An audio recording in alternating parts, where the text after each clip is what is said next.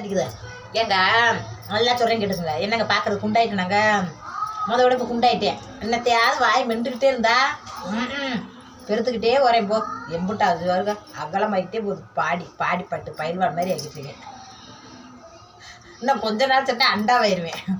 அது என்னமோ சொல்லுவாங்களே எங்கள் ஊரில், அது என்னமோல சொல்லுவாங்க, குளுமை ஆயிடுவேன் பிறகு. அப்படி குளுமை குட்டி மாதிரி ஆகிட்டு இருக்கேன். சரி கிடக்கட்ட விடுங்க, அது வாட்டு உடம்பு பெருத்தாலும் சரி சிறுத்தாலும் சரி என்னமோ நடந்துட்டு போகுது. நம்ம கதைக்கு வருவோம்.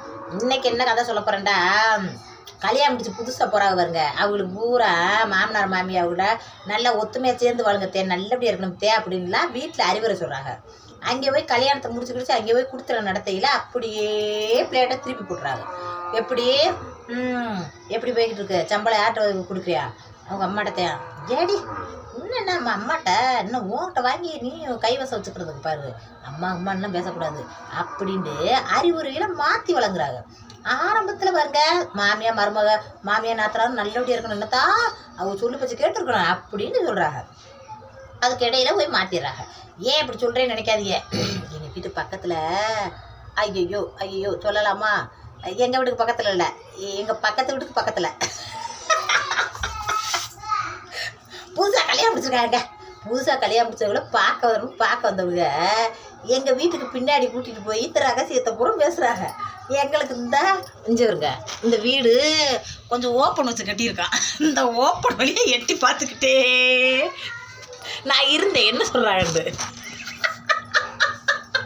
முருகா, சொன்னவங்க இந்த வீடியோ பார்க்க கூடாது.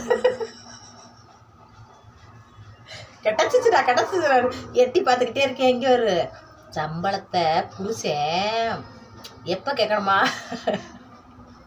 யாரும் எதுவும் நினச்சக்கூடாது மக்களே, எப்போ கேட்கணுமா, படுக்க போகிறதுக்கு முன்னாடி பெட்ரூமில் வச்சு புருஷன்கிட்ட கட்டன் ரைட்டே பேசிடணுமா. இங்கே வருங்க, எங்கள் ஆத்தாப்பா வீட்டிலேருந்து நான் நகை விட்டு நட்டு போட்டு சீர்சனத்தையோடு வந்து சும்மா உன்ட்ட வெறுமனே வந்து உன்ட்ட குடும்பம் நடத்த கிடையாது, எல்லாத்தையும் தராதரத்தோட தகுதியோடு வந்திருக்கேன். அதே மாதிரி நீனும் தராதரத்தோட தகுதியோடு இருக்கணும், சரியா? சம்பளம் வாங்கிட்டு உங்கள் அம்மா கையில் கொடுக்கக்கூடாது, என் கையில் கொடுத்தா நான் குடும்பத்துக்கு என்ன செலவோ அதை பார்த்து நான் கொடுக்க மாட்டேன்னுலாம் சொல்ல மாட்டேன் அப்படின்னு சொல்லவான். அப்புறம் போக போக போக போக போக அப்புறம் பேசி கீசி அப்படியே சைஸா பேசி தனி கொடுத்தனும் போயிடணுமா. ஒன்றா இருக்கப்படாதா, ஒன்றா இருந்துச்சுன்னா இன்னொரு கொழுந்து இருக்கான், அந்த கொழுந்தனுக்கு கல்யாணம் முடிக்கணுமா. பக்கத்து விட்ட ஒட்டு கேட்டுட்டு என்னென்னலாம் கதை வசனம் பேசிக்கிட்டு இருக்கேன் பாருங்க. எதுக்கு நான் இதை சொல்கிறேன்டா, புதுசாக கல்யாணம் முடிஞ்சு போகிறோம் இல்லையே, நம்ம தாய் தப்பைங்க வந்து நம்மளுக்கு நல்லது சொல்லி கொடுக்குறாங்க.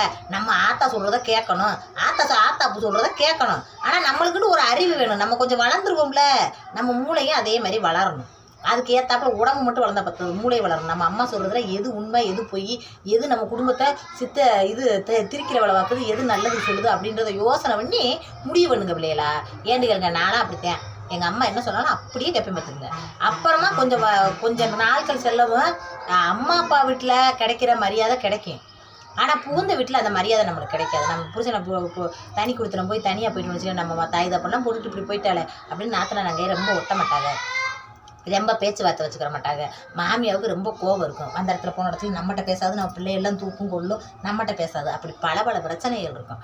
அப்புறம் புருஷனை எல்லாரும் சொல்கிறாங்க, நீ வா பொண்ணு நீனு தானே பேசுகிற, என்ன எங்களை மட்டும் சொல்கிற, நீ வா பொண்ணு பேசுகிறேன். நான் வீட்டில் நீ வா பொண்ணு கூட பேசுவேங்க, அது தப்பு இல்லை, அது ஒரு பாசத்தில் தான். அதே சமயம் பொதுவான இடத்துகளில் கொண்டு போய் அப்படி பேச மாட்டேங்க. ஏன் தெரியுமா, நம்ம புருஷனுக்கு கொண்டாட்டி நம்ம எவ்வளோ மதிப்பளிக்கிறோமோ அதை பார்த்தே நம்ம சொந்தம் வந்தோமோ நம்மளுக்கு மதிப்பளிக்கும், நம்ம புருஷனுக்கு மதிப்பு கொடுக்கும்.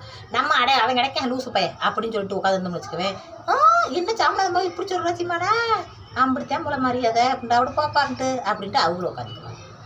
அம்மா புருஷன் ஒரு இடத்துல ஒரு கூட்டம் உட்காந்து திருவிழாக்கு அப்புறம் சித்தி வீட்டுக்கு போகிறோம் உட்காந்து பேசிக்கிட்டு இருக்கோம், ஏ பானே அப்படி கூட்டம் அந்த வரைங்கோய் அப்படின்னு சொல்லிட்டு ஓடணும்னு வச்சுங்க. அடடா சாமடாக நல்லா சீமானுக்கு கட்டுப்பாடாக இருக்காடப்பா அப்படின்ற எண்ணத்தை உண்டாக்கிட்டோம்னா அவங்களுக்கு நம்ம புருஷன் மேலே இருக்கிற மரியாதை என்னைக்கு குறைஞ்சு போவாங்க. அதைத்தான் நான் நினைப்பேன். அதே மாதிரி தான் நீ எல்லா கல்யாணம் முடிச்ச புது பொண்ணுங்க கூட நினைக்கணும். நம்ம புருஷனே வீட்டுக்குள்ளே வாடா போடா குஸ்டி மண்டையா குண்டு மண்டையான்னு கொட்டிக்கிறலாம். ஆனால் வெளியில் கையை கோர்த்து கிளம்பிட்டோம்டா அவருக்கான மரியாதையை நம்ம கொடுக்கணும். அப்படி கொடுக்குறப்ப நம்ம புருஷனோட மதிப்பு மரியாதையும் நம்ம பெத்த வீட்லேயே அதிகமாகும். நம்ம பெத்த வீடு நம்ம பிறந்த வீடு அப்படின்ட்டு அந்த இதை எடுத்து அங்கே போட எங்கள் அம்மா சொல்லிக்கிட்டு இருக்கல அப்படின்னு சொல்லக்கூடாது. அப்படி சொன்னோம்னா நம்ம புருஷனோட மரியாதை அவங்க நிறைய பேர் எதிர்த்து பொண்டாட்டிகளை கேட்காம இருக்கிறதுக்கு காரணம் என்ன தெரியுமா, குடும்பம் வந்து அல்ற சில்லறை ஆயிட போயிடாது. யாராவது ஒருத்தர் தாழ்ந்து போனாத்தான் குடும்பத்தை வந்து கொண்டு போக முடியும் அப்படின்றதுக்காகத்தான் சில வீட்டுகளில் பெண்கள் அடங்கி போகிறதும் சில வீட்டுகளில் ஆண்கள் அடங்கி போகிறோம். அதுதான் காரணமே தவிர ஆண்களால் அதட்ட முடியாது, அதாட்டி அவங்ககிட்ட கிடையாதுன்றது கிடையாது. அவங்களுக்கு நல்ல அறிவுத்திறன் இருக்கும். அதனால தான் அந்த இடத்த சமாளித்து அந்த பொண்டாட்டி என்ன பேசினாலும் அதை சரி அப்படின்ட்டு சமாளித்து போவாங்க. ஆனால் அவங்களுக்கு மனசு இருக்கும், மனசுக்குள்ளே வருத்தம் இருக்கும். அந்த வருத்தத்தை உண்டாக்கி எந்த பெண்களும் குடும்பம் நடத்தாதீங்க. பல விஷயங்களை அவங்க பேசினாங்க. அந்த விஷயங்களெல்லாம் நான் இங்கே சொல்ல விரும்பலை.